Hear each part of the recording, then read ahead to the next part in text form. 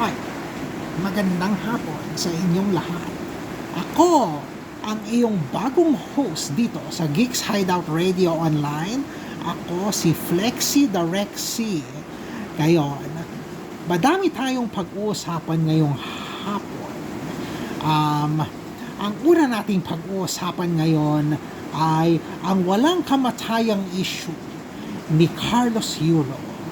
Ngayon, merong mga tao na galit kay Chloe, ang girlfriend ni Carlos Yulo.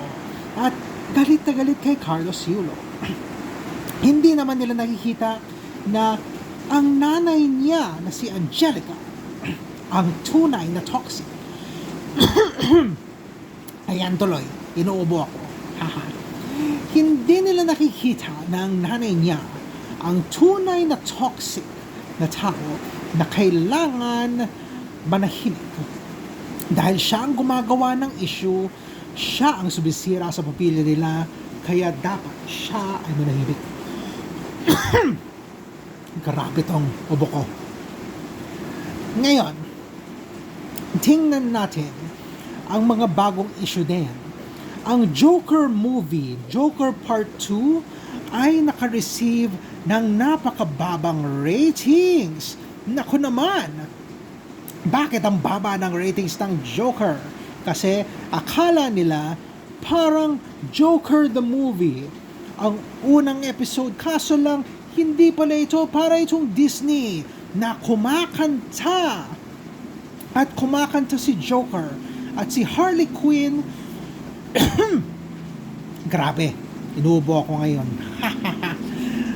Grabe tong panahon ngayon, sobrang grabe yung sipon, grabe ang ubo, nako, nakakaano talaga.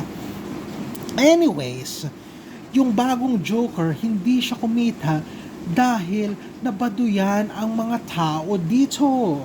Ang sabi nila, baduy daw siya dahil kumakanta si Joker.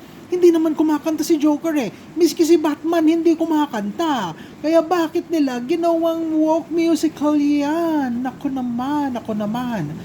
Dapat talaga ako na ang gumawa ng mga DC movie para maging mas maganda ito. Kaso lang, walang nakikinig sa akin kasi dinosaur lang naman ako Mga dinosaur extinct. Ano pa naman na magagawa nila, di ba? Tapos ngayon, buwabagyo nga sa Pilipinas, sobrang daming tubig, sobrang daming baha, inuubo ang mga tao tulad ko. Ay, hindi pala ako tao, dinosaur pala ako. Roar! Kaya, ayun. Inaantay na lang natin na gumawa sila ng bagong movie tulad ng Deadpool. Ang Deadpool, napakagandang movie yon.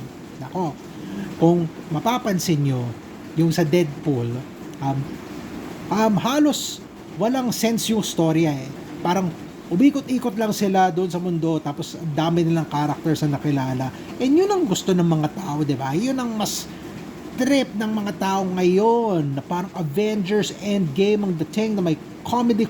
Kaya Deadpool ang pinaka top grossing na pelikula ngayon.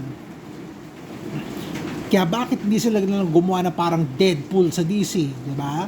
Si Deadshot. Gawin na lang parang Deadpool kasi total gaya-gaya naman sila Gawin na lang parang Deadpool, di ba? Tapos ngayon, may bagong movie, may bagong Netflix movie na lumabas sa Outside. Sabi nila zombie movie daw, kaso lang boring. Labi, ginawang drama. Zombie movie, ginawang drama. Ay ako nga, dinosaur movie, hindi mo magawang drama. Yung zombie movie pa kaya.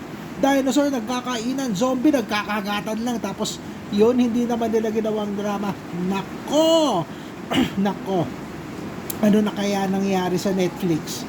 Tapos sasabihin nila, best movie in the world, man.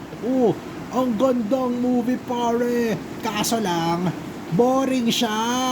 Kasi pag manood ka ng zombie movie, dapat batayan, dapat kagatan, dapat horror yan. Drama, iyakan pa. Nako, hindi sila talaga marunong gumawa ng zombie movie. Kaya, ang dapat, sa susunod na gumawa sila ng zombie movie, gayahin nila yung Walking Dead, gayahin nila yung World War Z, yung All of Us Are Dead. Yun na lang ang gayahin nila. Hay nako, ayoko na nga magsalita. End episode now. Yeah!